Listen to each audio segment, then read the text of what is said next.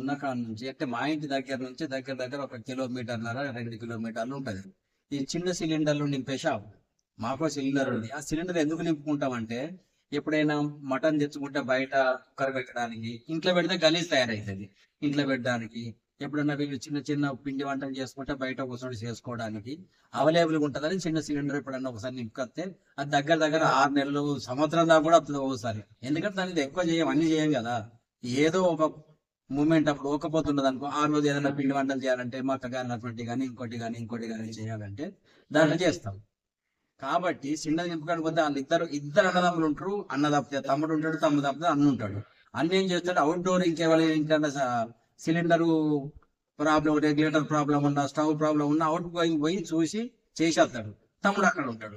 ఆ తమ్ముడు అన్న ఇద్దరు ఏం చెప్తారంటే అన్యోన్యం ఉండి మంచిగా పని చేస్తారు, కలిసిమెలిసి పని చేస్తారు. ఒకరి మీద ఒకరు అన్యాయం అనుమానం కానీ అట్లాంటి ఏం పెట్టుకోరు.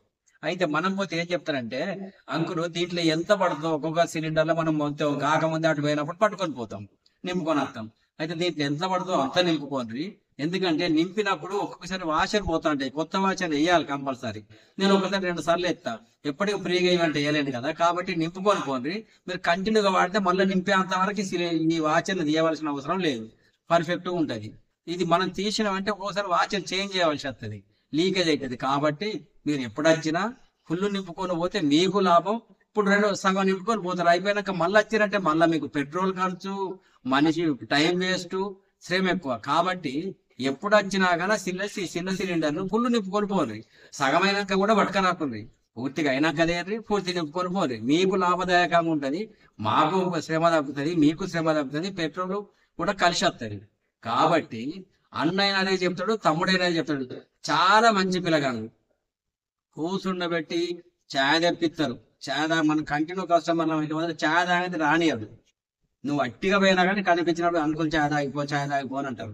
కాబట్టి అట్లా పని చేసుకొని అన్యోన్యంగా అన్నదమ్ములు కానీ, బాబమ్మలు కానీ, ఫ్రెండ్స్ కానీ కలిసి పని చేసుకున్నట్లు తప్పలేదు.